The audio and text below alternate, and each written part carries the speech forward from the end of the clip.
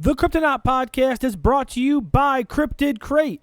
Visit cryptidcrate.com and at checkout use our promo code GRAMPUS, that's GRAMPUS, to get 10% off the entire life of your Cryptid Crate subscription. Cryptid Crate is a monthly subscription box filled with various cryptozoology and paranormal-themed items to wear, display, and collect. Each month you can expect a carefully curated box filled with creeptastic pieces from indie makers and artisans pertaining to Bigfoot, Sasquatch, UFOs, ghosts, and other cryptid and mysterious creatures. So again, at checkout, our promo code is GRAMPUS, that's GRAMPUS, and that is going to get you 10% off the entire life of your Cryptid Crate subscription. The holiday sales are continuing. Thank you to everyone that purchased something at our TeePublic shop. It means the world to us, and it helps this show out financially. So thank you all very much, but the sales will continue. So currently there is a sale happening. I believe it is the 30% off all apparel. But coming up, I believe the dates are going to be December 18th to the 31st. Check out the socials. We're going to be launching a discount code. So after the sales are discontinued, TeePublic has offered us a discount code to you to give to you, our good listeners. So be sure to check that out. That way, when y'all get your Christmas money, when Mama gives you your Christmas money, you can be like, hey, I'm going to take my Christmas money and I'm going to go buy something awesome over at the TeePublic shop for Cryptonaut. And the code for that is going to be Hell or Space. But again, check out the socials. We're going to put up one that is going to go live for the exact dates. So check that out. Also, to Nick Littlefield at I Love Pixels on Instagram. Don't forget, he has a promo code going as well over at his Etsy shop. He has the giant space brains of Palos Verdes. He has the really cool Squatch series with the Bloody Yeti. And the Alien Yeti, both of which I own those. They're pretty dope. Also, too, he has the Space Penguins of Tuscumbia. So you can get all those super cool cryptid toys over there at Nick's shop. And be sure to use the promo code HammerPants to get 20% off your order. So, yeah, thank you all very much to all of you out there that make purchases through our sponsors with the promo codes. Again, that helps us out greatly. And we cannot tell you how much we appreciate it. It's great to see people supporting the show. And it just means the world to us. Oh, and before I forget, we have koozies for sale. Check out our Big Cartel shop. The link will be in the description of this podcast. Get yourself a koozie to keep your beers cold. And without further ado, Christopher, cue that creepy music.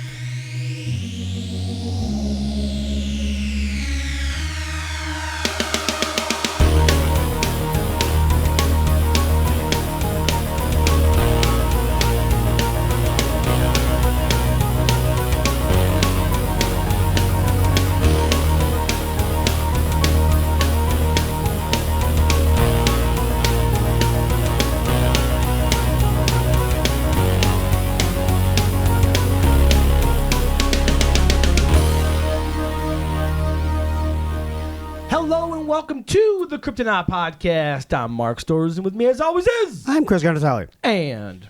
Rob Morphy. Thank you for joining us. As always, the social medias, the Insta, the Twitter, the Facebook. All Find us three. on there. Is there more? Jeez. No, just those. What about our Friendster account? Are we doing well? Our MySpace?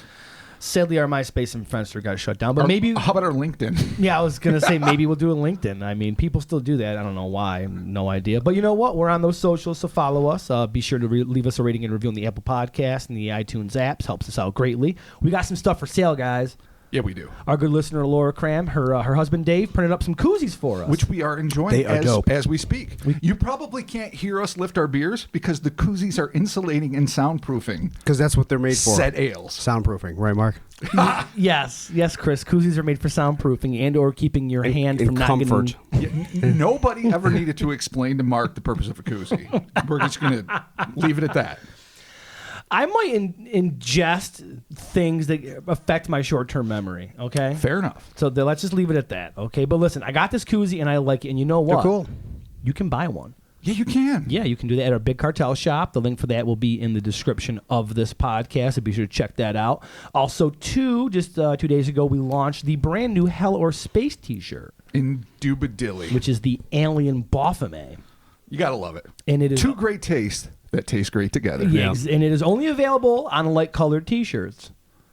Which is something you marvel at. I love it because as a graphic designer, he's been tent pulling nonstop about the fact that this is on light colored We're just gonna put it on like pastels. I'm like, Okay. It's not on a black tee, Rob. I'm like, that's Can you fine, believe dude. it? Yellow, light blue.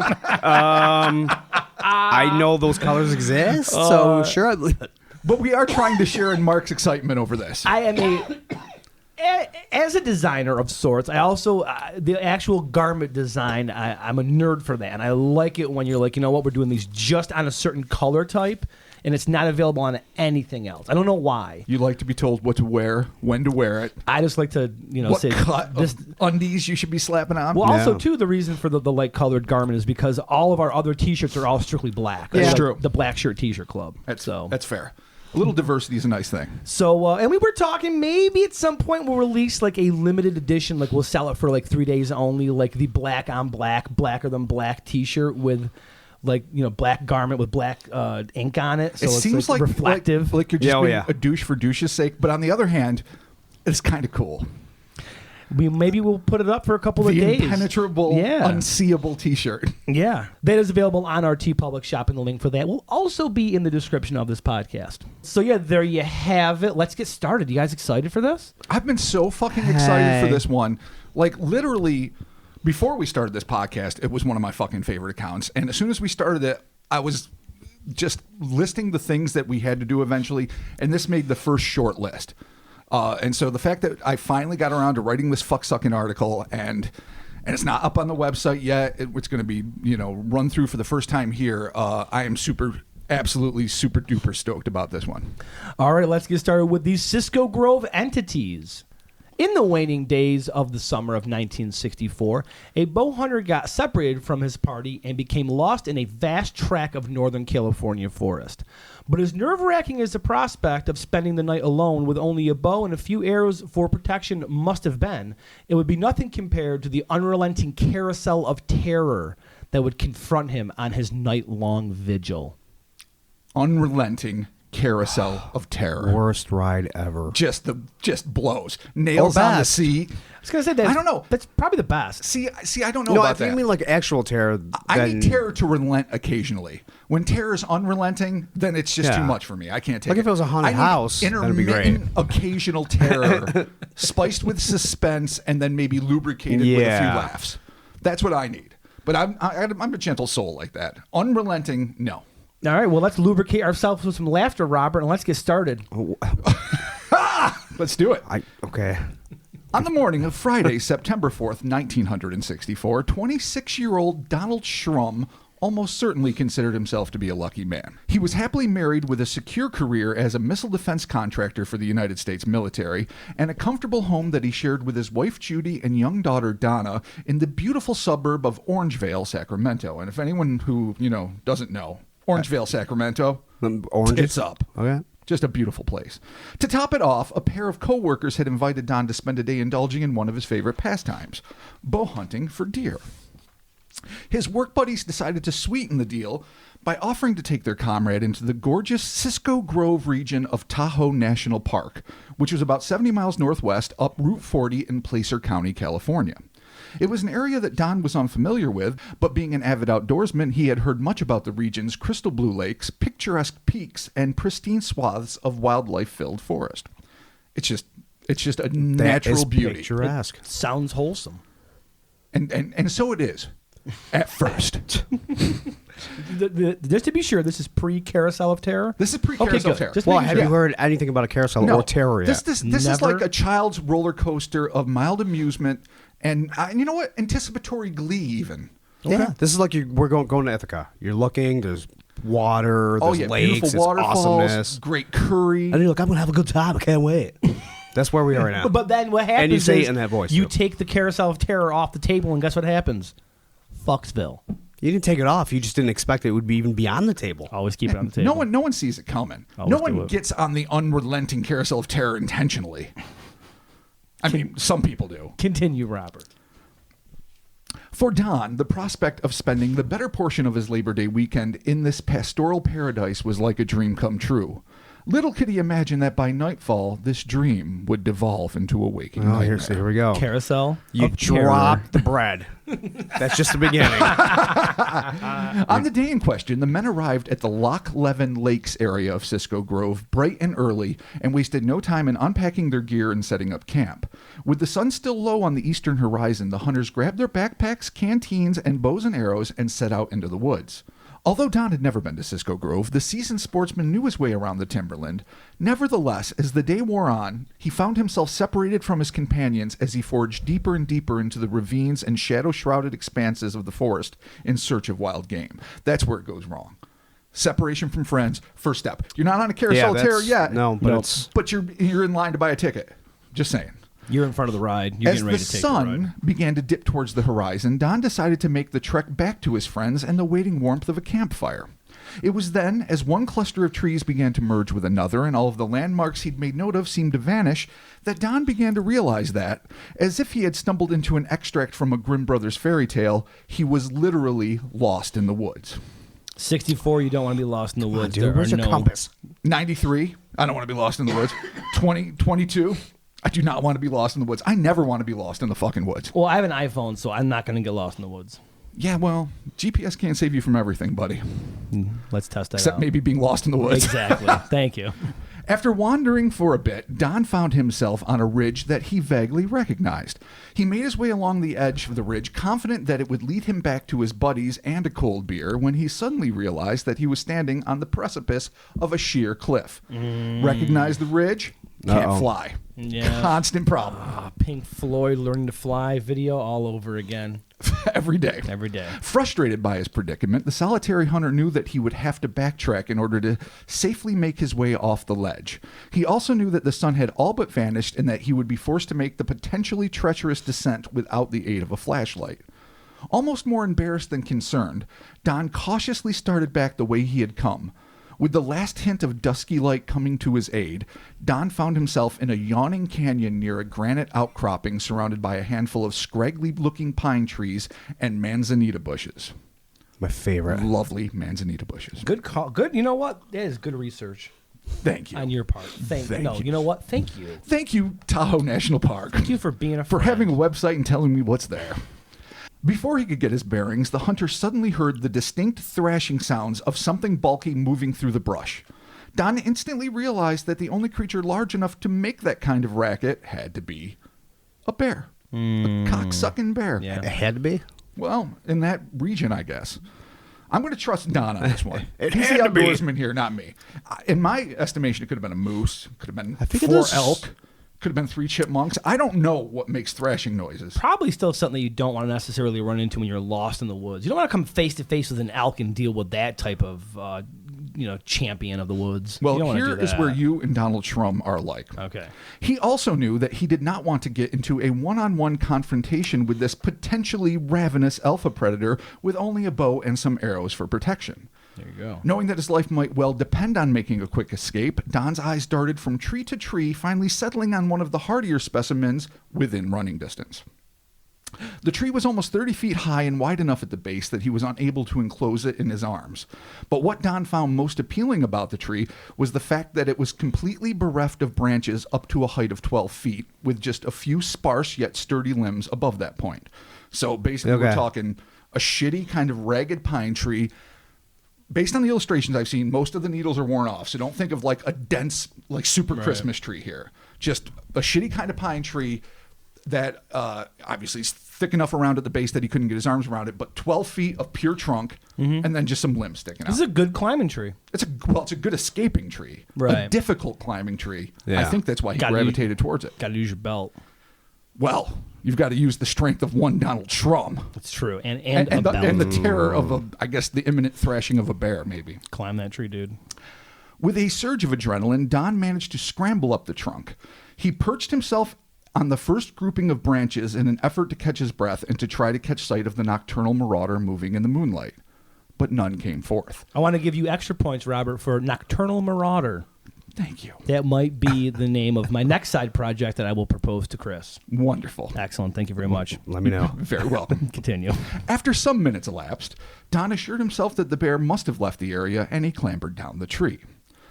Trying to remember all of the safety and survival protocols that had been instilled in him over the years, he decided to build 3 small signal fires before returning to the safety of the branches above. Don was hoping that the pattern of flames would attract the attention of park rangers or other campers. There is no way he could have anticipated that his simple signal fires would actually entice something altogether more malevolent. Again, foreshadowing. Accidental spell. Signal. It's going to signal the forced spell. carousel of terror. Literally, it's a carousel of terror rolling through the woods. Why am I hearing this? It's the worst. Like, what is this? And all of a sudden, just a hell carousel comes through. You're like, fuck no, where's carousel? Or best ever. Oh. As darkness settled over the boulders, trees, and scrub of Cisco Grove, it's likely that Don was cursing his luck under his breath. A chilly night, hungry and alone in the crotch of a tree are few people's notion of a night well spent. Deciding to make the best of it, he found a comfortable nook wherein he could see if anyone was approaching, yet remain relatively secure if he happened to fall asleep. Things you have to be aware of when you're fucking stuck in a tree. Yeah, when you're up a tree. It was then that the lonely hunter spied a white light weaving through the trees in the distance. At first, Don thought it was his friend searching for him with a lantern, but when he saw the light careen over a far-off tree, he rationalized that what he was seeing must be a search and rescue helicopter flying at extremely low altitude. So he's probably getting super excited, like, thank God. Yeah. I'm in this fucking tree. And this is with clearly a bear. pre-drone tech era, so it's like, oh, my friends are coming. Yeah. Oh, my friends can't jump over trees. A helicopter flying very, very low in the trees. Yeah, It's normally don't do that. They don't Not stay the low in these carousel hot of trees terror. that are in Yeah, the no, way. not even in like an old Hong Kong action film with No. Jackie Chan dangling for his life have I seen a helicopter just barely go over a tree. But you know what? Don's lonely and scared, and he's just waiting for some help. Just looking for anything to grab onto. Absolutely. Ecstatic at the prospect of being rescued, Don jumped up on the branch and ignited a signal flare, which he began to wave above his head. Abruptly, the zigzagging white light stopped what seemed to be its search grid and began to streak directly toward the joyously screaming hunter. Maybe not what you want. Or Or maybe think exactly so, what you want. But if you notice it's moving in a weird pattern, you're going to be like, oh, shitballs. At this point, Don's just convinced it's Right. rescue. Okay. But I think we all... I think How we far all, is this away? Like, he doesn't hear a chopper noise? He just sees a white light, and it's like, it's got to be a chopper. It must be far enough Dude. away that its silence is not a hint. It's going to be pretty far away. Yeah, I agree. I agree. Well, let's see what he found. As suddenly as it started soaring toward him, the light unexpectedly stopped about 150 feet away. This is the first time we get an actual designation of the space. And began to hover in complete silence. From this closer perspective, Don realized that he was not looking at a helicopter or anything else he had ever seen before. He also noticed that the light was smaller than it had appeared in the distance and was surrounded by 2 or 3 darker objects, which hovered at a synchronized distance from it. Not knowing what else to do, Don dropped his flare and huddled closer to the tree. So you got a bright light, All right. dark things floating around it, Hugging the tree. equidistant. It's about 150 feet away. You're concerned. And you called it over with your signal flare gun. Well, he was hoping for the best. All right, well, here we go. The lighted object, clearly under intelligent control and seemingly intrigued by the hunter, made a slow circle around the tree. Suddenly, an immense flash seemed to explode from the light as 2 of the dark objects plummeted to the ground not far away. It was then that Don noticed what he referred to as a dome-shaped affair. That's a classic old-timey line. Was it a What? UFO? It was a dome-shaped affair. Yeah. Just on the horizon. Oh, Mildred. That's an odd... Bring me the It is. dome-shaped affair. The Jello ball. Thank you. So this dome-shaped affair was hovering just above the ground, less than 1,500 feet from where he was perched. So this thing's closer, shit's falling off nearby, but then in the distance, maybe due to the flash of light illuminating the area around, because you got to remember, where he's at in this canyon isn't as densely forested. It's more like scrub brush, granite outcroppings, rocks. And so the woods are kind of up the cliff and around him at a distance. So at the distance of about, like, say, 1,500 feet, all of a sudden, in this flash of light, he sees a dome-shaped affair. right. While other lights and plummeting dark things are closer to him within, the more nearby trees. So it's weird. Okay. It's a confluence of upfuckery, and he has to deal with it. You're not alone, basically. No. At this point, Don began to wonder whether the newspaper accounts of UFOs he had once so readily scoffed might not be true after all. And it's an eye-opener. So happens you talk shit. Don't talk shit. No. Because if there's one thing that's absolutely true in this universe, it's irony. You will always get fucked. You'll be hoisted on your own petard. Yeah. Your hubris will be your undoing. You will give yourself another rope to hang yourself with right there, my friend. Before he could discern any more details on the floating dome, Don's attention was suddenly snared by another mighty rustling in the nearby manzanita bush. At first, he assumed that the bear had returned, but within seconds he saw a bipedal figure emerge from the scrub. The entity was approximately 5.5 feet tall, and clad head to toe in a silvery material that was wrinkled at the joints, but smooth everywhere else. So basically, elbows and knees. You got some wrinkles, otherwise, smooth as shit. Okay. The entity did not appear to have a neck, and the one-piece suit went straight up over its head with a rounded opening for its face. Don was unsure if the thing were wearing goggles or if its rounded eyes were bulging out of its skull. So basically, he describes these eyes as sticking out so unnaturally far that they were either like really serious fucking goggles or Like just really weird orbital sockets? sort of like who's the tri-eyed dude from fucking Return of the Jedi?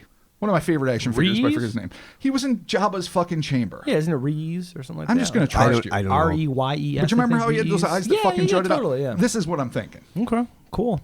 Google your own Star Wars figures. Yeah. He's no goddamn Dengar, I'll tell you that. No way. way. Yeah. Star Wars Black Series Dengar's figure, yeah. Who got it? Me. We're Yeah, so happy for you. That's right. $19.99 Amazon.com. Stalked it for 2 hours. Continue, Robert. Thank you. Fuck. Don was also unable to discern if the shadowy creature was wearing a breathing apparatus or simply bore strikingly inhuman features. But the thing is, and you can see this in the illustrations, the silver suit was collecting most of the moonlight. So it looked like a really dark circle, and within that circle it could have been either like some sort of, like I said, breathing apparatus and goggles, so some sort of mask that allowed them to function here, saying if they're aliens or something else, or maybe like super advanced hazmat suits, or just a really fucked up face. It sounds to me kind of like Yeah. almost like a containment suit. A lot of people Sure have does. assumed that. Yeah. Okay. And that's not incorrect. In fact, when I did my illustration, of course I did an illustration of this, I chose that route. Right. That was what it sounds like. But some people, think, and even some of Don's own reporting indicates that it might have been biological features. Okay. Creepy. The being took no notice of Don and appeared to be inspecting the plants. It was then that the hunter noticed an identical humanoid figure approaching from the opposite direction. The odd entities began to communicate with one another utilizing cooing noises not dissimilar to the calls of an owl. This is the pre-line for the line of the Carousel of Terror. When you see these two fucking things show up, and then they're not talking. Oh no, they're making bird noises to Yeah. communicate. Yeah, this is not good. They give a hoot. This is really not They also good. don't pollute. Or do they? Or they pollute, yeah, with human blood. Well, Oh my God. All right. The thing that fucking gets me is that one of the things I love about this story is you can't help but to put yourself in good old Donnie Schrumm's place. Because you're in a tree. So and you're in screwed. a tree. You're about 12 feet up because he's at the first grouping of branches, high enough up so that you're over their heads. You're about 6.5 feet higher than them, and they're not noticing you. And you have to be praying at this point. It always remains that way. Yeah. Like whatever the fuck this is, find your plants, do the things you're doing. I just saw a domed affair in the distance, a weird lighted thing. Are you the two dark entities that dropped from the glowing ball? Or are you just random fucking creatures? What I was are thinking you? is that it's almost like they had like some sort of like hover bike possibly, and they would kind of scan the area, and then they saw the flare and they came down Like off little of it. scout things? Yeah, It's a very it's a little distinct scout possibility. ship. I have to know. I can't really get a grip on how big the light actually was. Like I can't see it Right. in my mind. You Yeah. know what I mean? Well, maybe it's size like a headlight. Maybe. And maybe it was. Maybe it was just a bright light on a larger, darker I object. think I got some cool alien hover Well, that's what it bike, sounded like you first. know? I just assumed it was part of everything was one thing. And I mean, I'm those kind of two things assuming that they've got like scout bikes from like Star Wars. you Bring just it assume it's back. a bike. Yeah, totally, sure. What if they actually are balls? Just they got little floaty balls. Could Well, be. there's always like the Foo Fighters in World War II and all that. There's no reason to just presume just because our physics doesn't allow for it that Right.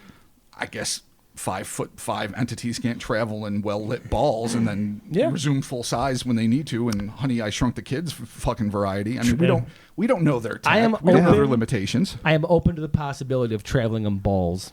Yeah. Or if they're bird people, they're pretty light. Didn't we all once? And you're right. If they have hollow bones, Yeah, like there you go. They don't really need it All to right, so hover. we got some cooing. We got some cooing. Yep, we got some cooing and hooting All right. and whatnot. Okay. Dumbfounded by what he was witnessing, Don's confusion was quickly replaced by panic as the twin creatures suddenly took notice of the tree-bound observer. You knew it had to happen. Why? They looked up and they're like, oh. The fuck are you? Hooty hoo, motherfucker. Ha! Hooty hoo. The beings crept toward the base of the tree, all the while gazing up at the stranded hunter with menacing round eyes. And that's a quote. He actually called them menacing. Okay. The beings began to push at the trunk. Excuse me.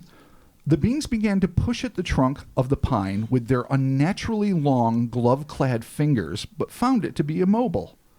Maybe they just don't know how trees work on Earth. Yeah, they got weird fingers. They got long, weird, Gross. grubby fingers. It's nasty. They then stepped back and continued to stare in ominous silence. Suddenly through the trees, coming from the general direction of the hovering dome, came a series of crashing sounds and a dull hum like the drone of a generator. Don's gaze quickly moved from the silently staring creatures below to a boxy, vaguely humanoid shape crashing through the underbrush and taking heavy, bramble-crunching steps like a miniature King Kong. The inflexible figure was silhouetted in the moonlight, save for a pair of circular eyes set into a squarish head that burned bright orange in the darkness. So it's just getting fucking weirder. Oh, this is like a third-party intervention. Absolutely. Oh, no. The third entity, foreshadowing by Mark Stores, stopped next to the silvery beings at the base of the tree.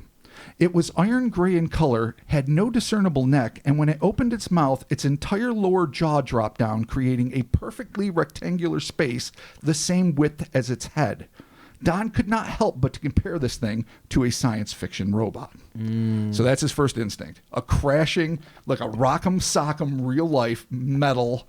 In fact, the illustrations you see of this thing, it looks basically like a cross between first generation Iron Man, straight out of the cave Iron Man, and the Iron Giant, Brad Bird's Iron Giant without the head fucking foo-foo at the top. Right, yeah. It really has the round eyes, the hinged jaw, the whole fucking 9 yards. Typical, like a prototypical robot. Well, a generic 50s comic book robot. Totally. But apparently super high tech and from this UFO. Don would later express his belief that the big-eyed silver creatures were biological in nature and that the orange-eyed contraption was likely an automaton that served at their beck and call. But whatever the true nature of their relationship may have been, one thing became abundantly clear, and that was that these entities were, for reasons unknown, hell-bent on getting the ever more dismayed Donald Shrum out of that tree. Oh, and you got three of them. You got two weird little dudes speaking owl, and then you got this giant robot that shows up. Just no kind of party. Ah, man. The second effort made by the Silvermen to capture the hunter following the fruitless shaking of the tree would almost be comical were it not so terrifying. Don claimed that the hulking robot stood stock still while the twin beings attempted to boost one another up the limbless trunk to no avail. They would simply tumble to the ground and try again. He surmised, this is a wonderful encapsulation, that they simply did not know how to climb a tree. So, dumb fucking aliens. Are they doing the whole, they don't know tree tech. Like, put your foot in my hand, I'll boost you up. Or let the one guy, gets on all fours, and the other guy goes just get on his back, and he's like, I can't reach. You can't help but to think of some fucking Three Stooges antics. What's fucked? Because and first, how do you not? You're two 5'5" things. Apparently you've got super long fingers and the ability to fucking communicate with owls. Why can't you just push one up high enough to grab a limb? Well, if they're 5'5", right? Give or take. I mean, he's making an estimation from a perch in a tree. You have your robot there. Utilize the robot. Be like, hey, pick us up. Fair enough. There you go. Or the things they drop down in, if they indeed drop down in them. There you go. They're scalpels. What's the other thing doing? Is it still floating there still? Yeah, why can't you control the lighted thing to come and buzz him out of the tree? Yeah. Despite their lack of success, Don scaled ever higher in an effort to put as much distance between himself and these potential abductors as possible. Frightened as he was, Don decided that he simply could not wait for these things to figure out a way to come up and get him. So in an attempt to deter their efforts, he set one of the 3 arrows he had left onto a string and let fly. Let loose the arrows. Yeah, baby. Right. The arrow found its mark, igniting a flurry of sparks as it struck the mechanical man's metal chest. The robot was knocked back on impact, but quickly resumed its position. Perhaps feeling that he was gaining the upper hand, Don fired his final 2 arrows. Don's my kind of guy. Don't know if I agree with that judgment. If you have 3 arrows, you hit the robot with 1, kicks up some sparks, and he gets knocked back a foot, but then is still okay. You have to save those arrows, in my mind, for, I don't know, a real emergency. You gotta save one for yourself. Ha! If they grab you, you can't be going out like Could you that. imagine? You gotta How do use you your kill yourself toes. with an arrow? You gotta my use God. your toes Like to stretch right in that the ball eye? out. Yeah, you just put it right in your Maybe nostril. they're saving him from a fucking deadly tree that he's in. They don't know about. That's true. Could be.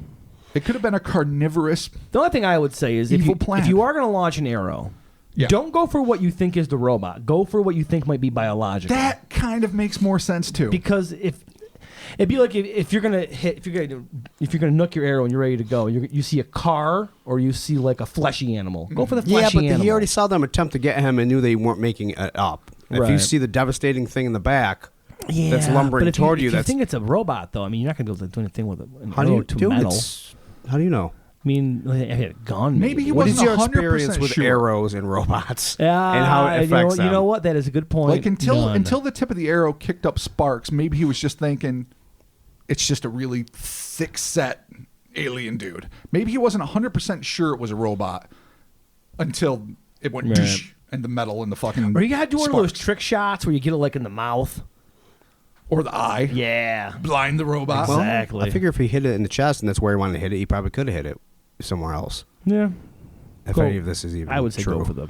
Regardless of what we would have coached him to do, and clearly we have a lot of different ideas, he aimed all of them at the automaton. All of them hit his target, so at least he's got aim going for him, moving it off its mark, but none managed to do any real damage. The silver beings dispersed when the arrows were fired, but always returned to the tree. So now he's arrow free in 93, actually 64. Yeah. And he has to deal with the exact same So situation. as he's hitting this thing with an arrow, these dudes are bailing. They're like scared. They're they're like shit. scattering. They're running. Yeah, they're like, the fuck? See, you almost gotta fake them out, man. You gotta line up like you're gonna hit the robot, and then as they're running, pow, right in the old ass. There you go. Boom, take one out. Like, why didn't he even try to, like, I guess he heard a noise and it just assumed they were speaking pigeon or whatever. Which I don't know why you would. Why would you not want to communicate, at least try to talk to these things? I mean, I don't know. Like, I where- mean, I like, can see being I'm assuming you're afraid. just scared. I really That's can't it. But see. you'd still, why would you not? Like, Right. You know, it's funny because, I've read through some of the reports that were written at the time and ones that were written some years later. And I know a book has finally come out. And I've never seen where, I'll admit I have not read the book. I've gone through all the other files, but I wanted to get this out to you guys. So maybe we'll have to update at some point. But I've never heard of him shouting down going, "Who the fuck are you guys? Right. What do you want? Yeah. Don't hurt me. I'm just a dude. Can you help me out?" He might well have done all of those things, but I have never, ever read in any of the reports I've read that Okay. he did that. Right. All right. So I'm just stuck reporting what I know. Okay. And now I know he's out of fucking arrows. Fire arrows and ask questions later. Fair enough. Words to live by. Despite the arrow's ineffectiveness at destroying a giant fucking robot from space, no shit, Sherlock, the assault did seem to put a damper on the Silvermen's enthusiasm for climbing Don's tree. It was then that these bug-eyed or goggle-clad entities decided on a different tact. With a series of bird-like sounds, the beings apparently ordered the robot forward. The metal man stepped toward the tree, unlocked its huge hinged jaw, and released a plume of noxious white smoke that wafted skyward, toward the hunter. It has gas weapons. It apparently has gas weapons. Wow. Yeah, I'm beginning to think Or at least this is something exhaust else. fumes. All right. I'm beginning to think this guy's just on a bad acid trip. All right. is what I'm Well, thinking. let's save that. Hold on. Within We're gonna seconds, get there. Don became lightheaded. He clung to the tree as he felt himself start to lose consciousness. A moment later, he came to. It was only sheer dumb luck and the sturdiness of the limb he had chosen to rest on that had prevented him from falling into the clutches of the creatures below. Nauseous and utterly terrified, Don climbed even higher to a point where the tree tapered to just 4 inches in diameter. So he's got to be pretty high fucking up from I can't wrap my arms around you to 4 inches. Yeah, just the weens. Yeah. Once there, he sagely used his belt to secure himself directly to the tree. He prayed that if he lost consciousness again, the thin leather strap would be enough to keep him aloft. Don then pulled off his hunting cap, ignited it with a match, and dropped it down on the alien interlopers below. Owing to the superfluity of hair oil, it was 1964 after all, the cap erupted like a Molotov cocktail, sending the silver men scattering. It's actually, that's kind of ingenious. Where you're like, I'm going to take. I got Vitalis as fuck. I'm just going to get my hat off, light it on fire, and drop it on them to get the hell out of there. It's actually good. You know what? He's living. And it like exploded like a Molotov? Well, I'm exaggerating. Yeah. Clearly. Or just a it burning was not hat fell like to a the whiskey bottle full of fucking kerosene. burning hat fell. Chris literally locked eyes and was like, it exploded like a Molotov cocktail. Can we go in between? Burning piece of clothing It just is fell. not a Molotov and they cocktail. were afraid. My God, did you see that? But it's more than your average beanie, goddammit. Okay. Oh, man. It's an oil-soaked hat. Oh, Jesus. Can we fucking just agree to meet in the middle? Oh, I love it. No, Chris is not meeting in the middle at all. You're not Chris. I'm meeting in the You're middle. not his goddamn I'm agent. there. Chris decides where he wants to meet. First of all, I'm both your agents. I just if you use Molotov in a thing, you picture the explosion. You and have it goes, unleashed Chris from his cage. As if this is the first time I have ever been hyperbolic. I'm just being clear that that's not what happened. I have never exaggerated ever in any of You my didn't drop a writing. hat and it went and it fucking It did. It started a forest fire. exploded Everyone in died. Inferno of doom. All right, can I reread this? I'm No, sorry. Can I please no, read this? The cap erupted like a very small, pint-sized Molotov cocktail. You know, like the tasting versions you get at the liquor Oh stores. yeah, No. Like a weensy Molotov cocktail. a shot. Mildly irritating Yeah. the silver all men. right. All right, Jesus. For hours, this seemingly endless cycle continued. The metal man would continue to belch toxic clouds of knockout gas while a retching and semi-conscious Don ripped apart his jacket and camouflage suit in order to rain the flaming scraps of fabric down on the heads of his would-be extraterrestrial assailants. Wow. So that's all The that's guy's happening. just ripping his It's- clothes off, it's rubbing it puke- on his head, and it's dropping puke fire. smoke. Exactly. Puke smoke, like this. pass out, wake up, rip off your clothes, set them on fire. I throw feel 'em. worse for the people down there going, what the fuck is that guy doing? Like, what is wrong with this guy? We are trying to help him out of this tree. Jesus Christ. And now he's naked. Everything's on fire. Isn't that really an encapsulation of the human race? Oh, man. I think Some benevolent species comes to help us out, and Yeah. we're just naked in a tree, throwing fucking our throwing flaming fire at 'em, clothes, yeah. passing out, and fucking and we've already used all our weapons. Oh, that's great. Oh Lord! Holy shit. Intermittently, Don would pass out, only to reawaken to find himself still strapped to the tree above the flame-eyed, vapor-spewing robot and the Silvermen, who were still apparently struggling to scale the trunk like some never-ending nightmare. So they At are least still that's from trying his to, perspective. they're still trying to get They're up. still trying to get up there for whatever purpose. Like we were saying earlier, you would think that if they have access to a fucking robot and a domed affair and weird flying light things, and that they can drop down from their sweet Star Wars bikes or whatever the fuck you're talking about, that they could figure out a way to get one lonely weaponless dude with a handful of matches out of a tree. But they apparently could not. Yeah, maybe that they was a just don't- conundrum that they could not wrap their fucking bug-eyed heads around. Out of all the things they are capable of, this tree is stopping them in their tracks. They are just fucking tree. Yeah, exactly. Maybe Height. They don't have, maybe they don't have trees. Beaten by height. Go back Beaten to by our height. planet. Our invasion has been It worked in what? War of the Worlds. It was just like the fucking common cold. right. Yeah. Cold. Yeah, and don't forget Tom Cruise and his handsomeness. Well, yeah. Those looks will scare any Baseball anyway. throwing skills. Oh, yeah, look there you at go.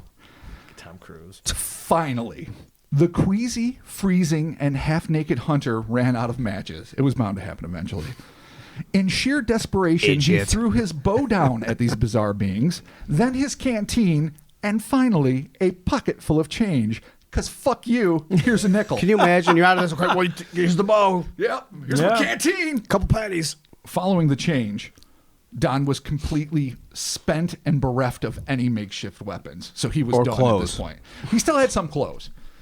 Undies. Still had some clothes. I mean, I don't think he burned it down to like his skivvies. They have like just the waistband, but I nothing think he else. had some like beat up Just got- Levi's and maybe an old You T-shirt. make a headband out of a sleeve, and it's like, I ain't going Yeah, down. it's ain't happening. God damn it! This is my world. It's my country. Nearly 12 hours had elapsed since Don first noticed the white light, Holy shit! which he believed heralded his imminent rescue, and he had not 1 ounce of fight left in his exhausted, sickly body. But as they say, it is always darkest before the dawn, and just when it seemed as if all were lost, the first purple-orange streaks of the sunrise crested the eastern horizon. But rather than offering relief, the sunlight simply revealed a new danger. To his eternal horror, Don saw that 2 robots now stood facing each other at the base of the tree. Their metallic feet planted amongst the knotty roots, while the silver men stood further back from the duo, watching intently. So, man, the sun comes up, you're like, can this fucking horror show finally end? Where'd it come And from? there's another goddamn, wherever the first one came from, I assume. Yeah. Which is, who knows, the domed affair, some other contraption. Domed affair. A fucking crazy mad scientist that was living Ted Kaczynski style in the woods that just wanted this fucking interloper out. And I would much prefer this to be an earthbound mad scientist building this shit than fucking aliens. Yeah, totally.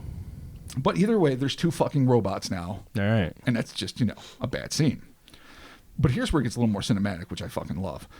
Too tired to do anything but gawk, the hunter watched as tendrils of arcing electricity shot between the robots' chests, creating a glowing mass from which a vaporous, asphyxiating cloud swiftly rose. It's likely Don braced himself for the worst, and then his world went black. Man, they are just gassing him out of this tree. But it's weird. They're chest to chest. Yeah. You get that fucking, again, that 80s optical effect, like And then all of a Ghostbusters sudden- lightning. Yeah. Back and forth. Or like Big Trouble in Little China. Yeah, totally. And then all of a sudden that creates a new cloud. Yeah. Unlike the one that came from their mouths. And this one just knocks him the fuck Wow. out. But not just for a minute. For 10 minutes, maybe. his I don't world know. goes black. All right. When Donald Shrum awoke in the tree, he had no idea how much time had passed. He knew that he was sick and cold and frightened, but as he turned his limp-hanging body toward the ground, he also knew relief. They were gone. The Silvermen, the robots, the UFO, all gone. Suffering from shock and exposure, it took Don a little while to disengage himself from the tree that had likely saved his life and climb to the ground. Once earthbound, the hunter was startled to spy a swirling wisp of smoke, but was swift to deduce that it was just the remains of one of the fires he had started the night before and not an expulsion from a wayward robot. So that's kind of interesting. He gets down. The first thing he does when he sees a little whiff of smoke is like, oh, fuck. The nightmare never ends. Yeah. It literally never. Oh, I did that. It's my flannel. It continues. It's my jacket. No biggins. No. Don did his best to reorient himself, then began to walk toward camp. But it wasn't long before he collapsed from sheer exhaustion. It was then when the deer hunter finally caught a break as he heard the distinct sound of one of his friends whistling. Don forced himself to his feet and within moments was reunited with his fellow hunter, Vincent Alvarez. Don, perhaps due to shock, told Vincent and their unnamed mutual friend about his harrowing night-long ordeal. Rather than laughing, Vincent admitted to having witnessed a large cigar-shaped UFO the night before, and what's more, he claimed that he saw a smaller UFO emerge from the larger one, heading in the direction where Don was last seen. Interesting. So we got some. A little bit of corroboration. Yeah, a little bit. All right. Not on the robots and the bug-eyed fucking hoot owls, No, but he saw something. All Yes. right. Cool. Years later, when the story finally went public, Vincent signed a written affidavit as to seeing the bright crafts on the night in question. Although Don had a degree of corroboration regarding his experience, he and his cohort both realized that the government would frown upon employing defense contractors who saw UFOs or had bow and arrow battles with robots. I mean, it just makes sense. And so they decided that they had to put family first and not go public with their respective accounts. Despite his desire to remain unassociated with the incident, Don did feel that it was his duty as a patriot to inform the Air Force about his encounter in the interest of national security. Also, I read that it was his stepfather that kind of pushed him toward making an anonymous report. And plus, I think Project Blue Book was still around at the time. Man, 64? In general, people didn't realize what their overriding agenda was, which of course was to debunk things. Right. So they were legitimately thinking it could be the Reds, it could be a genuine alien menace. We have to do what we have to do to protect America. Okay. The Air Force representatives, in a move that seemed well beyond the mere debunking that they were tasked with regarding UFOs, inexplicably claimed that Don had not encountered extraterrestrials, but had been the victim of an insidious prank foisted on him by teenagers or, I shit you not, local Japanese people. That's the Air Force's 1964 explanation. You thought it was robots and aliens. And flying saucers. It was the local Japanese It was community the local Japanese community coming together to terrorize this guy in a tree. playing hell with him. That's Okay. racist, Okay. ignorant, racist, and I think racist. I think that covers what that is. The only way it's not Also stupid. What? The only way fuck? it's not is if the local Japanese community was known to do this as a way of saying hello, which I don't think is how that works. Well, I'm first pretty off, sure. if any culture is going to build sweet robots, it's going to be the Japanese culture. Well, it's true. It's so true. that is one part where I True. can see a novice Air Force guy going, well, I mean, it's a robot. It What can't be type from of research space. do you have to do to conclude that it's Japanese people? And what are like the hallmarks of it that make you go, oh, You're like, oh wait, you no. know, It's my not- uncle was in World War II, and Yeah, let me tell you what this that- smacks of. That's Japanese people right there. That is not Hispanics. That is Japanese people. It's just ridiculous. There you go. Because clearly it's the Irish. Yeah. Those dastardly Irish. We know it's not Italians because they're too busy eating pasta and getting diabetes. Oh, my God. Oh. Just keep it up. It's okay. Well, Chris and I are Italian. I got some in me, too. There you Come go. on, huh? There it is. That's We all I got got. to throw diabetes in there somehow. Always. Always. Totally. It's not the Japanese. I'm going to spoiler alert everybody. Okay. I'm pretty confident anyway. I can't say with 100% Yeah. surety. Again, if it was a group of mad scientists, some of Japanese origin, Right. maybe like in the Operation Paperclip where they got like Werner von Braun and all the Nazi scientists to build Yeah, they got a couple Japanese rockets. scientists Maybe as we got some well. sweet Yeah, Japanese there you scientists go. to work on the robot program, and it just went haywire. Yeah. I don't know. You got to watch the budget, Rob. You really do. Watch the budget. Despite the ridiculousness of the Air Force assessment of the event, Don was terrified that due to his steadily declining health, he might have had a lethal exposure to radiation or some other toxic chemical contained in the automaton's potentially poisonous expulsions. While Don managed to survive the physical effects of his ordeal, his wife Judy confirmed that the emotional damage endured for decades and that her husband had suffered from severe anxiety ever since that hellish night in Cisco Grove. And this is what she went on to say. Immediately after his UFO encounter, my husband suffered severe emotional trauma of the kind that has been observed in other alien abduction cases and have since come to light. For about a year and a half after the incident, my husband suffered horrible dreams, overwhelming anxiety, and dreadful fears that the same creatures he had encountered in the forest would come back for him again. That just fucking makes sense. I mean, because there's one thing I always think when I read about these cases, it's like if you just narrowly miss something, and if it's something extreme like Travis Walton's abduction or Donald Trump's potential abduction, I always think to myself, no one really does the follow-up question. Do you live in constant? Every time you walk out, are you expecting this is when it happens again? I'm sure you do for And a I long would time. think you would. Yeah. To me, that's kind of Even if you- a hallmark of some genuine events. Even to bring a paranormal, even if you like think you saw a ghost, wouldn't you just be fucking freaking out that you're going to see it again? All the time. Like aliens, Not ghosts, whatever. not if you're not afraid of them. Well, yeah. I mean, if you're one of those, like I love ghosts. Well, or I'm the guy that if you goes saw, with my friends. Like, yeah, I get it. but- If you're alone in your house and like something floats across the room and you don't know I would never go in the if room it's again. malevolent or kind or just some random thing, You know it's fucked. you're always going to be sitting every time you're in the room. You're going to be like, You freaking is the this fuck is out. this when something floats again? Dude, if there's a witch under the bed, I told the kids we're selling the fucking house. Well, of course, if there's a witch under the bed, you sell the house. If the reverse prayer of the Lord doesn't work, guess what? We're fucking done.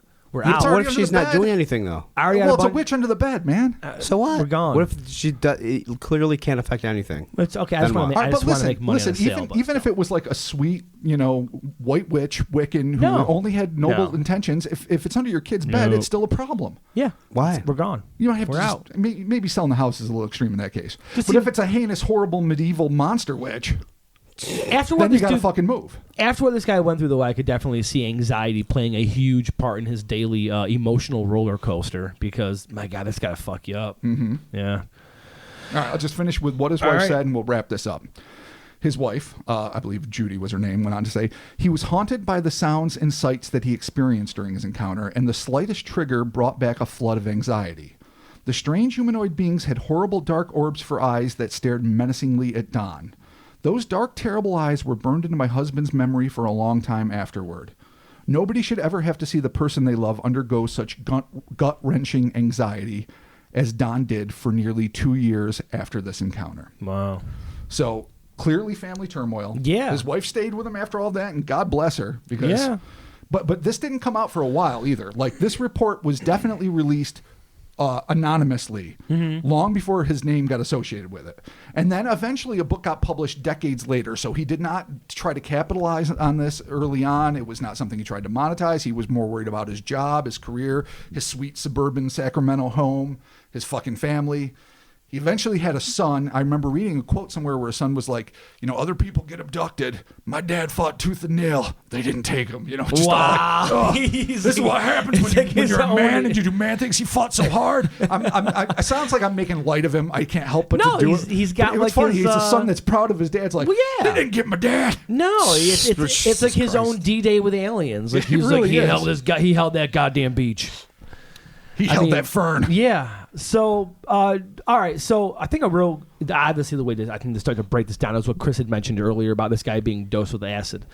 No, this really does have No, it's fucked up. plenty of things in it that you could say, all right, this guy he got just hit with acid, whether it was intentional, whether he purposely took acid, whatever, before he was hunting. Which it seems like if you're going to go hunting, the last thing you want to do is experiment with hallucinogens because you're just asking to shoot one of your friends in the fucking face. Yeah, it seems like a bad idea. Or you're asking to shoot a fucking robot from a tree. Moreover, I don't know a lot about like Don Trump's background. Right. But he was working for the military and As a missile contractor, which right. is it's something that requires some clearance and probably he is a veteran, but he might not be. He's in his mid-20s and he's a family man. He does not strike me as what the teenagers and early 20 and college kids would be doing, say, 4 years later in 68. Right. Like, I'm not saying that there wasn't acid in 1964, and I'm not saying that the CIA didn't dose him without his knowledge, but what I've read about him, what little I've read about him, does not strike me as the kind of guy that is like, all right, dude, yeah, we're going to be in Cisco Grove. Tahoe's great this time of year. Yeah, maybe we'll get a deer, but we're going to trip our tits off and get drunk, and it's going to be great. I'm wondering maybe not. If he's a weekend warrior type, like those people are, you've got to be this straight-laced for your shit, then on the weekends you go fucking balls out. Yeah, dude, you are fucking... with your bros. You are tripping acid. You are doing so much cocaine. The cocaine. You're doing so much cocaine. Yeah, again, I don't know what the coke scene, the 64 coke scene was like. So many hookers. I don't think it was as prevalent at the time. Probably not. No, it's a possibility. Listen, he could have been fucked up. What I was certainly thinking, drunk, but my angle was that if he's a missile defense contractor, he works for the government, and the government did have the CIA acid experiments like Wormwood and shit like that. Maybe he just happened to get tapped to be a part of it, and they were just like, hey. So you're saying like his two buddies weren't really work buddies; they were plants. No. Maybe, taking him out in the woods just to see what this works. His one buddy did see the ship, but maybe he just got caught up in something in one of these programs where they'll like just randomly select people that are government employees so that we can deal with this. We're going to dose them with some acid. We're just going to see what happens.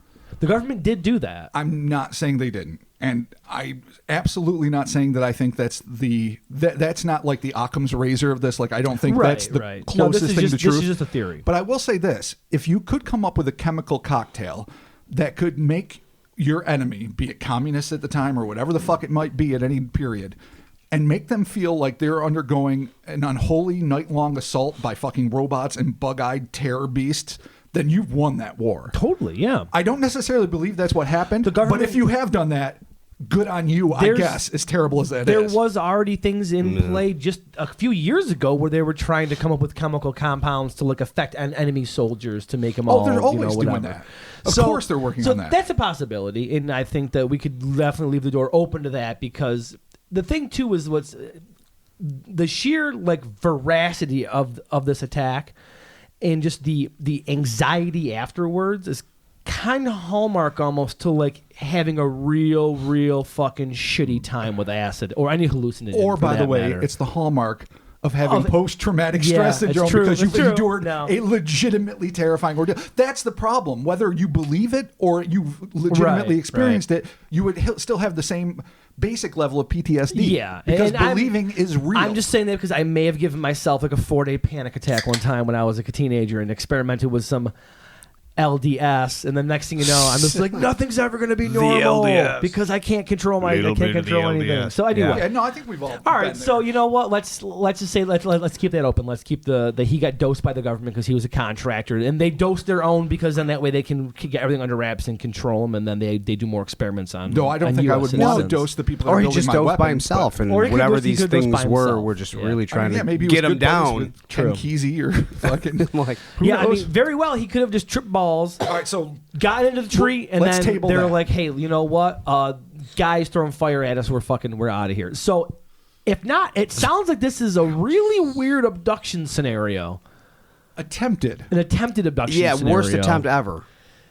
because that's the fucking Doesn't- problem. yeah, it really is. You really have to start thinking of agenda. Let's assume that there was really objects in the fucking sky, strange, inhuman, bug-eyed creatures, and a fucking robot. Right. 2 robots eventually, but 1 to start with.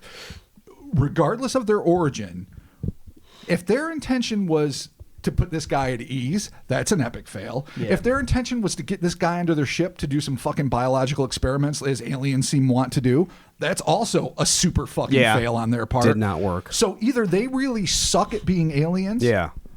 or that wasn't their intention.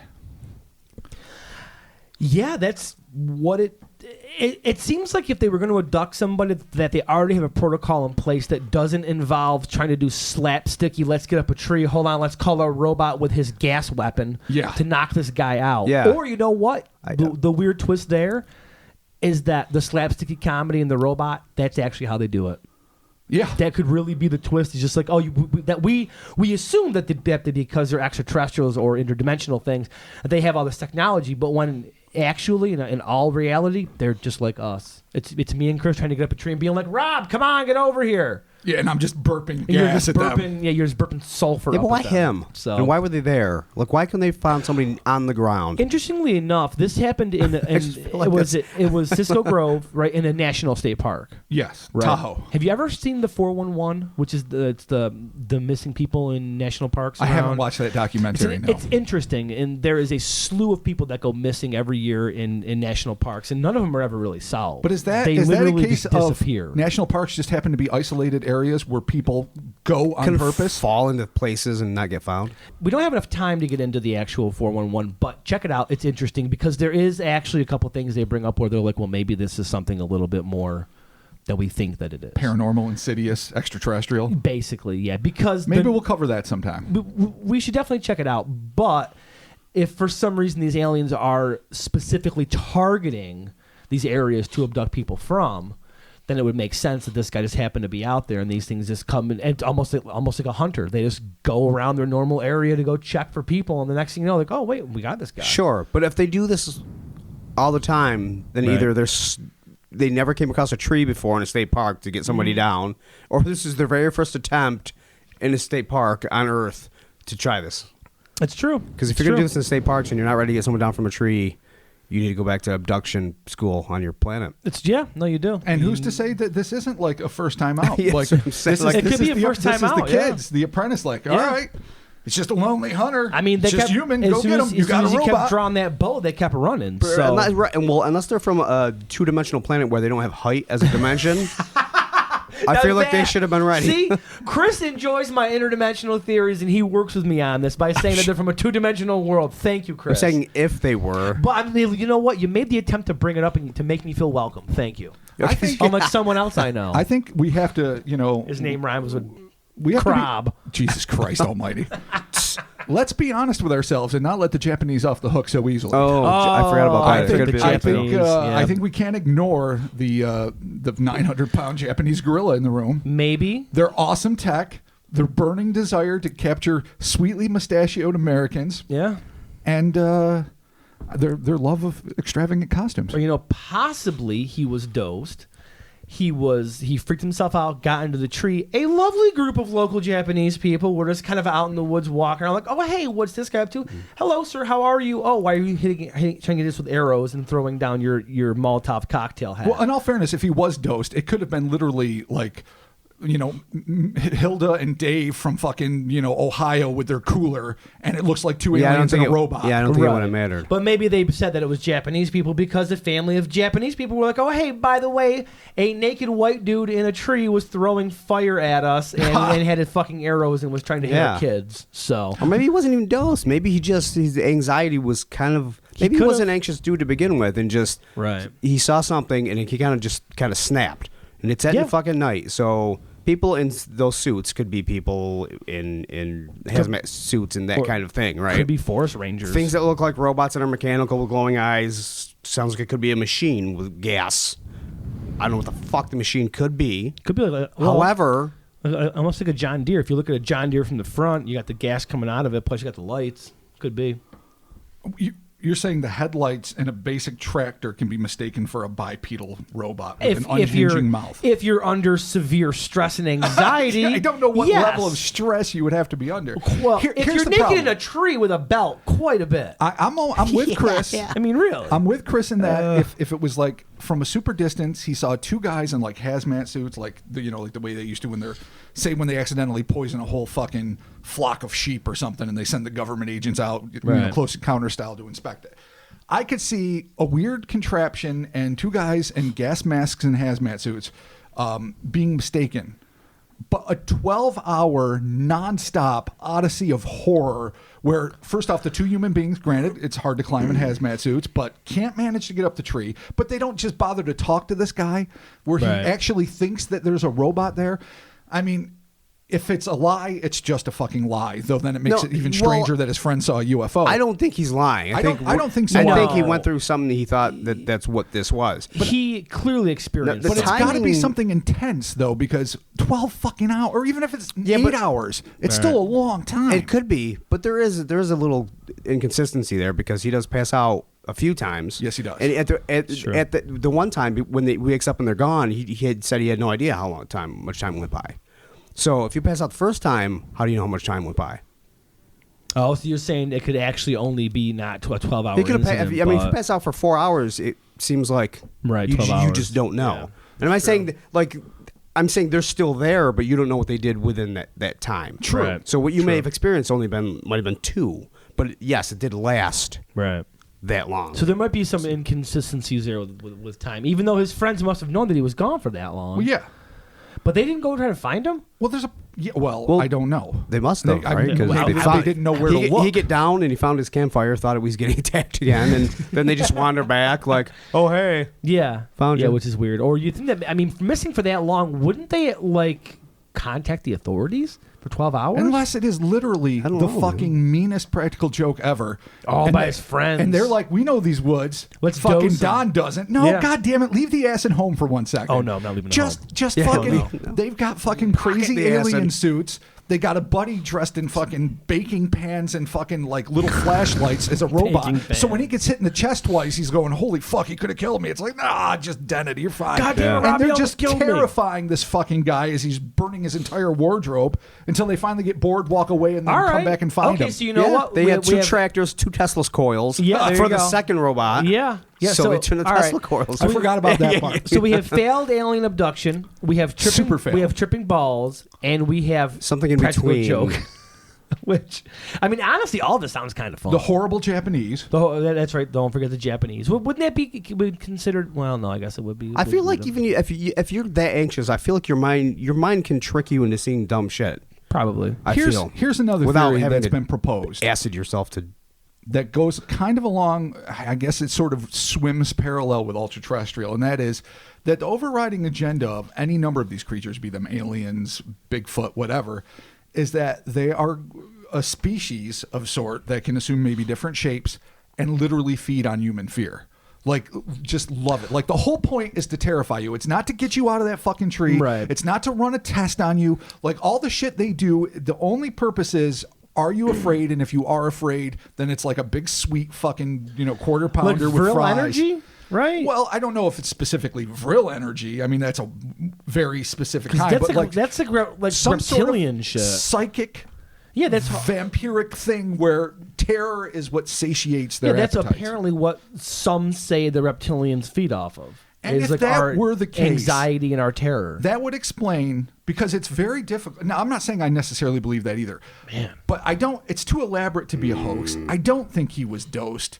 If they're aliens, then what the fuck, man? You can't get interstellar shit down and can't figure out a tree. I know. Are you Yeah, gonna put that's the weird. reptile on the table? It is not. No, I do not limit it to reptilian.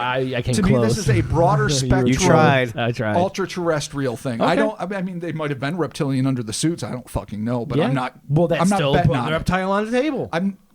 It's near the edge of the table. It's teetering. All right. It's just, Hold on. Let me push it up here a little Jesus bit for Christ. you. You and your fucking reptiles. Let me get my best Dave Ike on here and push this towards you. God bless yeah, you. Rob. Oh, dude, yeah, the elite. cliffhanger. They're coming for you. The elite. It's robots, and that always makes me happy. I do love Why are robots, there too. robots?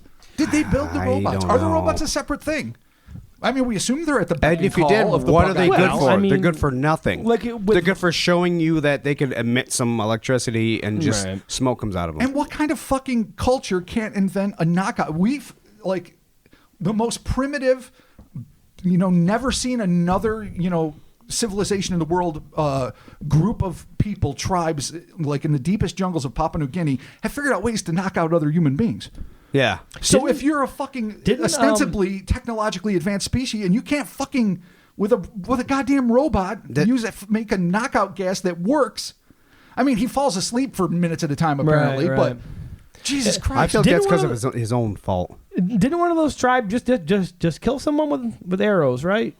I don't know. They did. No, there was a thing in the news. People gotta be careful. Yeah, You can't go fucking around in other people's backyards. Don't go proselytizing towards. it was a tribes missionary, wasn't that, it? Yeah, that don't want to Yeah. be proselytized to, because you will get filled with fucking arrows very Yeah. quickly. Don't fuck with the old gods. Okay, so let's close this out. We're gonna go over our own thoughts here. Okay, so we got a failed abduction, we got tripping balls, we got prank, or we got Rob's ultra-terrestrial feeding off of fear. Diabetes. Chris, are we missing anything? He could have seriously just mentally snapped for that little and- bit of time. And mental instability. Okay.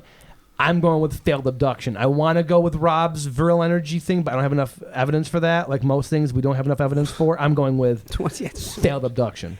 Robert, what do you think? It's a hard one. As fascinated as I am by this case, and I totally am, and as much as I think he is legit in terms of believes what he experienced. I think he definitely experienced something. And I think he communicated that to his loved ones and friends and was very careful about trying to protect himself and his livelihood. And I don't think you fake, unless his wife was in cahoots for whatever reason for all these years, but I don't think you fake years of serious anxiety issues with your loved ones for no other reason than I feel like I've got to have a good story because I got lost in the woods. Mm-hmm. So I do believe he really experienced something. Now, is it human beings that were working for a government facility that might be hidden? Like, a lot of people say are in national parks, underground facilities that have like those super trains that go back and forth, like under the fucking Colorado airport to, Groom Lake to wherever else. And that maybe he crossed a line and they were using their technology to try to intimidate him and get him down and just sucking at it. Yeah. Or extraterrestrials or interdimensionals that just were either playing hell, because it doesn't seem like they were seriously. No, I know. That's what I mean. Eager to get him down. I feel like there were efforts could have been made, better ones. Yeah. Unless, Seemingly. you know what, though? Kind of like how we have government workers, and I am a government worker. We kind of half-ass it. So maybe in the alien, hierarchy of people, maybe they have lower aliens that kind of like government workers half-ass it. Like maybe if you do a full-on abduction, it's paperwork. Yeah. And he's like, Gleazob, I'm just not down with it. Man, I ain't doing this shit today. Let's put in a good effort. Let's talk some shit. We'll say we tried. We'll get our checks. We're going to bring out 2 robots. They're going to use the smoke. We're going to run away. We got plenty of time. Look, we're going to be out of here before you know it. Yeah, don't even worry about it. So let's just do this. Like 12 hours to them is nothing. So they live like 3,000 years. They don't give a fuck. The whole bureaucracy of lazy aliens makes more sense to me than anything else. Good. Christopher, what do you think? With their shitty, awesome 1950s robots. Yeah, it could be. I think it's somewhere in between. What do you think? I don't think he's lying. I think he saw some shit. I just don't know if it was lazy aliens or just some more. But lending it to ultra-terrestrial territory, right? It seems like they're taking vintage robot images from the human's head. There's no reason why, a piece of technology from an alien culture would look anything like the cover of Astonishing Tales 1948. Right. There's no reason. They would need our point of reference for that. Absolutely. Not theirs. Yeah. Okay. Which smacks of all right. another kind of thing playing hell with us psychically. Okay. Whether it's to fucking feed off our fear or just implanting thoughts in our head. So for once, I'm going extraterrestrial, and you're going extra psychological. It's hard to tell. maybe? Yeah, like the Casablanca entities. Right. That thing with like the weird four-armed fuckface and the yeah. floating people Yeah. and the Terminator and all the aliens. It was such a clusterfuck that you're like, what is your point? And why are you only doing this to kids? And what the hell is going on? It almost doesn't make any sense other than some grand sociological or psychological experiment. Right. And in a much more limited way, it seems like the Shrum case is more that than an actual scientific expedition by others, be they alien or whatever, to come here and check the biology of Earth. Yeah. All right. Cool. All right, well, there you have it. That is our take on the Cisco Grove entities. As always, the social medias, the Twitters, the Instagrams, the Facebook. Be sure to follow us there. Be sure to leave some ratings and reviews for us in the iTunes Apple Podcast app. Stick around because we have some ratings, some reviews, and we got some other podcast promos, guys. Boom. Wow. Closing thoughts. Wow. Anything? Don't keep your clothes on. Yep. Don't burn your wardrobe when it's a very cold night. There it is. He could have died of hypothermia. You could have just slept through it sucked. and then woke up and they would have been gone. So save your arrows. All right. Save your clothes. There you go. Yeah. Save your arrows. Save your arrows. Save your clothes. Can you imagine, though, had he died of fucking exposure in the tree and he's found And they half just find naked, him? belted to a tree with little residues of his clothes on fire Burned on the clothes, ground? yeah. People would say, what the People fuck would happened? be the fuck. Yeah. That would be even a bigger mystery. It would As be. bizarre and awesome as aliens and robots are and UFOs, if we heard of a guy that died in a tree after burning up his clothes, people would be like, the fuck happened? Be like that dude in Tremors. They find him on top of the pole. Oh, yeah. Yeah. He died wait of a minute. dehydration. He did. Did he even try to get his arrows back?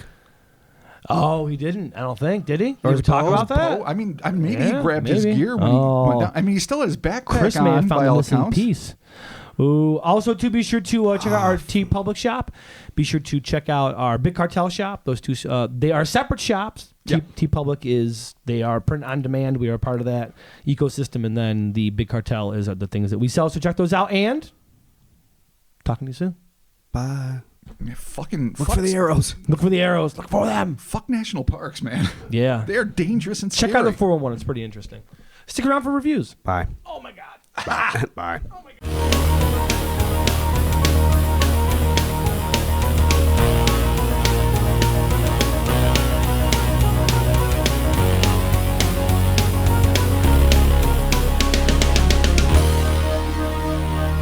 Hey, thanks for sticking around for the ratings and reviews, and let's get started with this is coming from our iTunes and our Apple Podcast apps. Hours of Entertainment.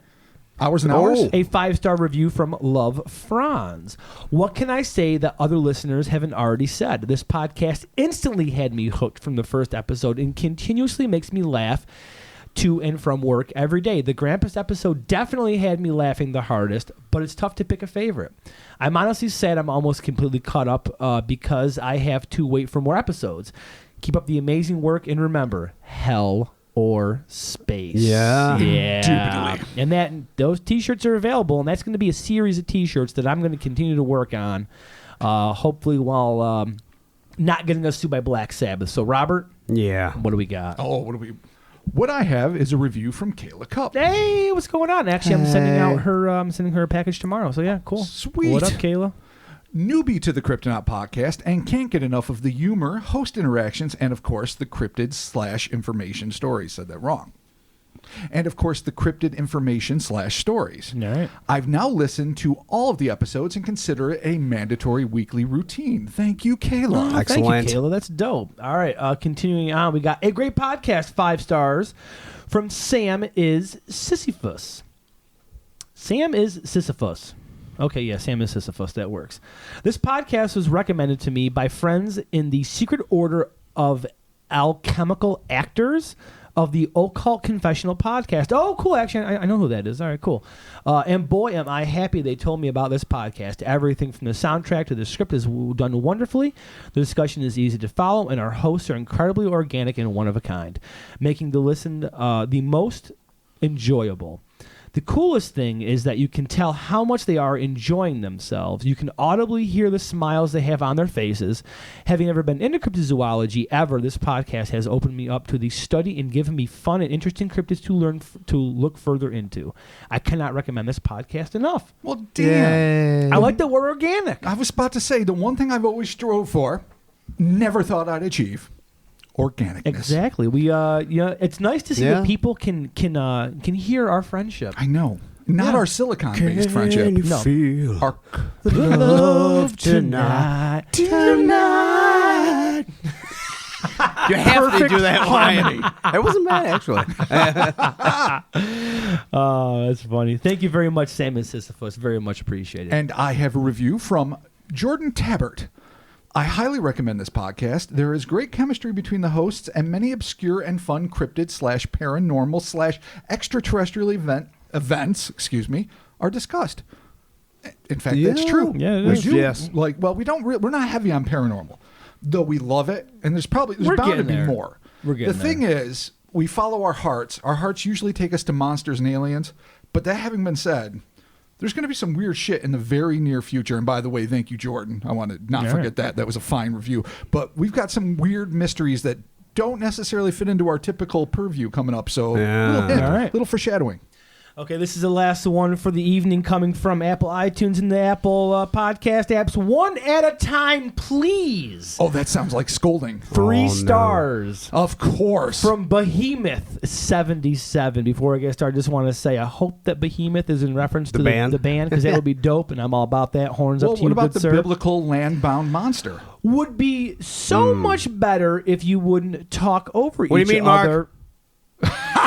Or try to talk I don't know what first. you're talking about. Whatever it is you're doing is making it harder to listen to. I didn't hear what you said because I was talking. Can you say that again? Would be so better if you wouldn't talk over each other and try to talk first. Good luck with that. Whatever it is you're doing is making it harder to listen to. In all fairness to Behemoth 77, a legitimate gripe. We got it once before, and I'm sure many people have been sitting on it, not wanting to come forward with that problem. Well, I mean, we are always working on it. God damn it, I was talking just that's then, why Mark. that's why I did that. Duh. It is our dynamic. Our enthusiasm is as such that we can't shut the fuck up.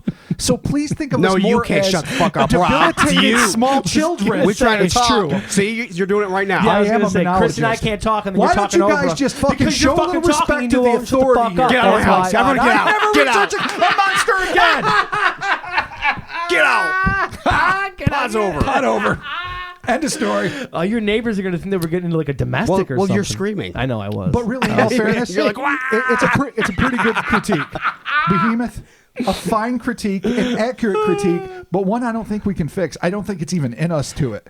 No. no, I mean, we're not good at that. we do try to catch ourselves quite a bit, and we actually in the editing we do make adjustments so that, because sometimes it happens. Honestly, the biggest culprit in this whole talking over each other thing is beer.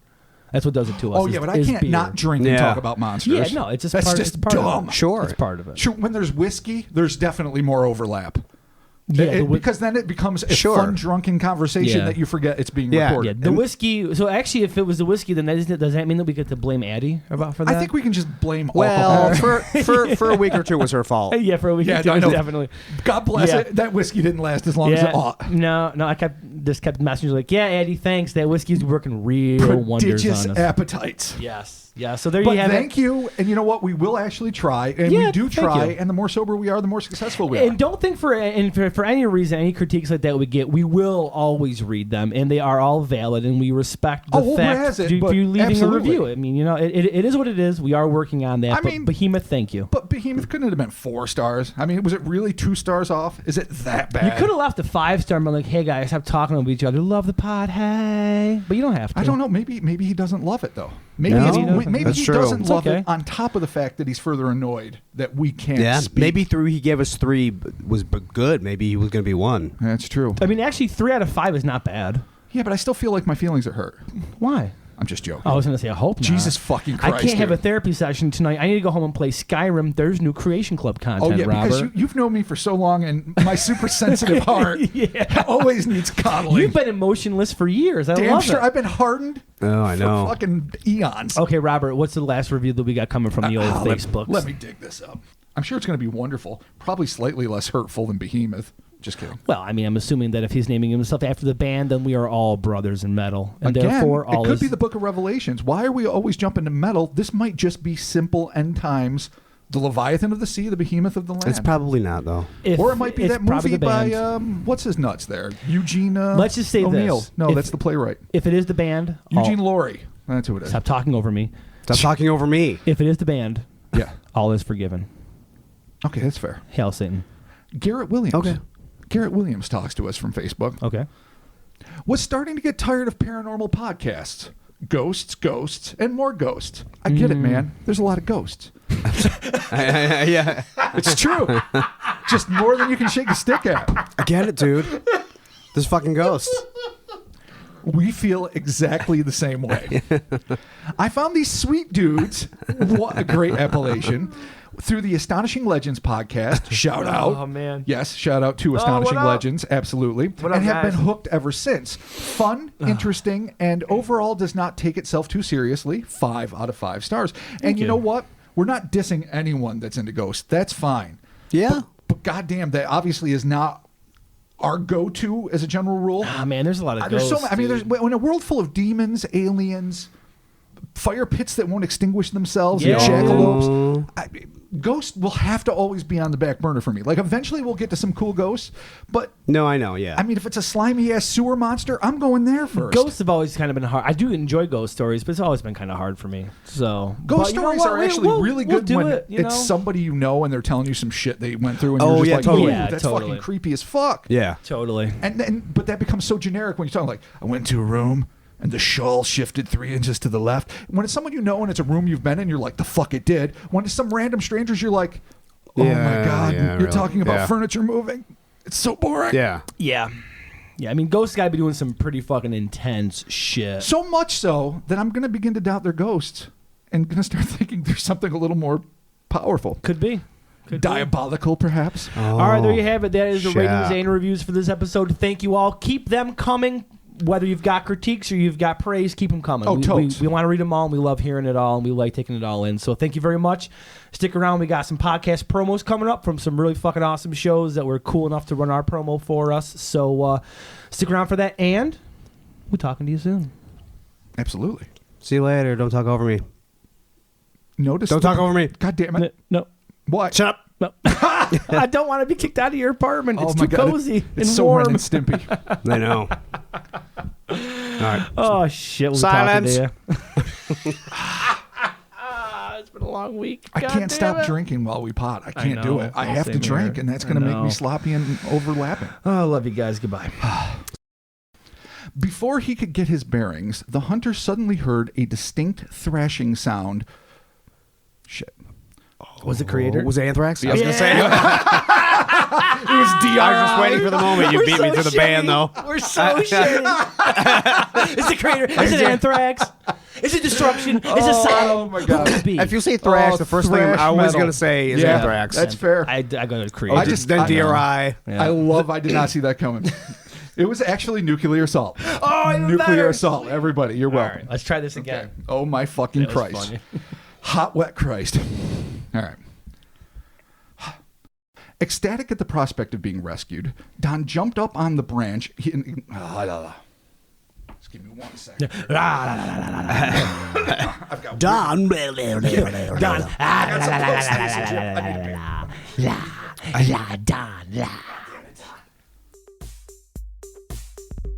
Since 1848, monsters have run through Wisconsin unchecked. They have taken up residence in the vast forests, fields, and lakes within the state.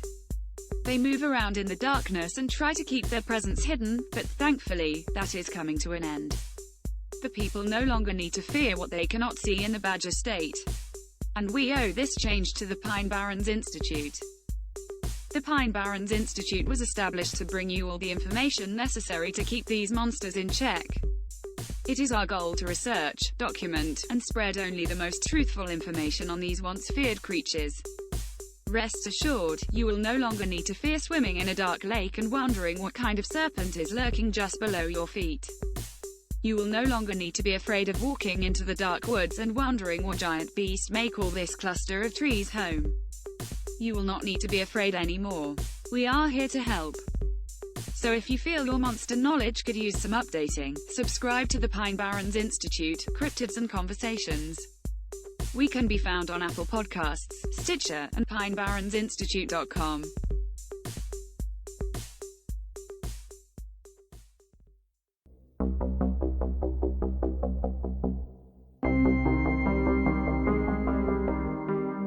Hello, all you curious creatures out there. I'm Amber A. And I'm Andrew McKay, and welcome into The Portal, a place where we discuss all things lost, unexplained, and straight up strange. Ancient lost history, cryptozoology, worldwide myths and legends are all things to expect when you dive into the portal. Like the time we covered the strange case of giant humanoid swimmers in Siberia's Lake Baikal, or the terrifying legend of the Braxton County monster who stalked the hills of West Virginia. Oh, and don't forget about the enduring mystery of Egypt's lost underworld. We dig it all, so join us every week for a brand new adventure into some of the world's lesser-known unexplained phenomena, cryptid creatures, and historical mysteries. You can find us on Apple Podcasts, Spotify, Google Play, and anywhere you get your podcasts. And of course, at intotheportal.com, your gateway to the bizarre. So come join us. The only question is, will you peer into the portal?